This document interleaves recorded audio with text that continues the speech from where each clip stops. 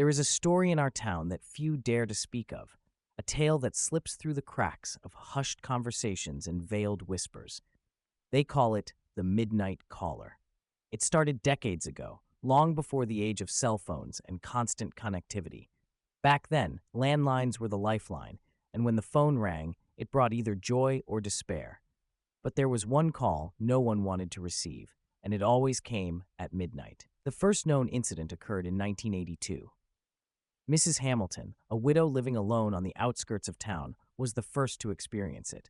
She described the call as a chilling whisper, a voice that spoke in a language she couldn't understand. The voice droned on, growing louder until it felt like it was right next to her, breathing down her neck. Paralyzed with fear, Mrs. Hamilton listened, unable to hang up. The call ended abruptly, and she was left with the deafening silence and the creeping sensation of being watched. The next morning, her neighbors found her, staring blankly at the phone. She never spoke again. As the years passed, more stories emerged. The calls always came at midnight, and the results were always the same. The recipient was left in a state of abject terror, often driven to madness or worse. Local police tried to trace the calls, but they were always led to dead ends. Numbers that didn't exist or lines that were permanently disconnected. In 1995, the phenomenon seemed to stop as mysteriously as it had started. The town breathed a collective sigh of relief and tried to move on, but deep down, everyone knew it was not over. I moved to the here in the fall of 2021, unaware of its dark history that had plagued the town. I had recently graduated from college and landed a remote job that required an occasional trip to the office. The town was mere a few hours from my office. Its country feeling, fresh air, lush forests, and low cost of living all appealed to me. I quickly bought an old house, drawn by its rustic charm and low price. The previous owner, an elderly man, had died under strange circumstances. The realtor at that time had simply said that he passed away in his sleep, but the nervous look in her eyes were telling a different story. It wasn't until I found the old rotary phone in the bed that I began to understand how old this house was. The phone was an antique, the kind you see in black and white movies. Strangely, it was still connected to the ground lines. I should have left it alone, but curiosity got the better of me. I cleaned it up and placed it in the living room, a quirky piece of decor. That night, as I was getting ready for bed, the phone abruptly started ringing. I froze as I had not given out my new number to anyone. I thought, who would be calling at this hour? I glanced at the clock, 11:59 p.m. I hesitated, then picked up the receiver. "Hello," I whispered, my voice trembling. There was a long pause, and then I heard it, the whispering. The language was incomprehensible, the voice eerie and hypnotic. It grew louder and louder until it felt like it was inside my head. I couldn't move, couldn't breathe. All I could do was listen.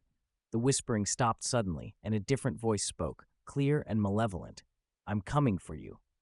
Suddenly, the line went dead. As I dropped the phone, my hands started shaking uncontrollably. The house was silent, but I could feel an oppressive presence around me, watching me silently. I barely slept that night, but every creak and groan of the old house set my nerves on edge. The next day, I tried to forget, to convince myself it was a prank call or just a silly nightmare. But the calls continued, every night at midnight, each one more disturbing than the last.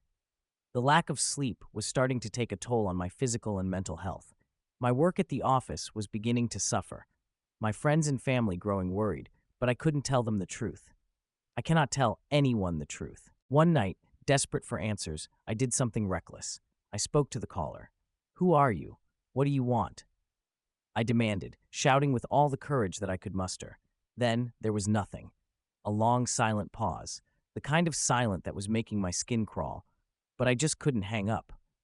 I tried to put the receiver down, but my hands wouldn't let me. I couldn't move. I stayed there, waiting for the caller to respond. And then, the voice did, with a chuckle in its voice. "I already have what I want." The line went dead again.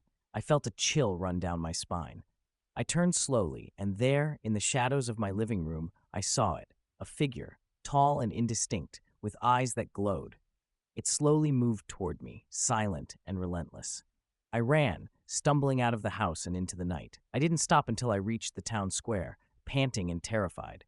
I told the police everything, but they found no one in my house, no evidence of an intruder. They chalked it up to stress and overactive imagination. But I know the truth. The midnight caller is real, and it won't stop until it has claimed another victim. I left that town, but the memory of those calls haunts me. I can never shake the feeling that one day, my phone will ring again at midnight, and the voice will be on the other end, coming to collect on its debt.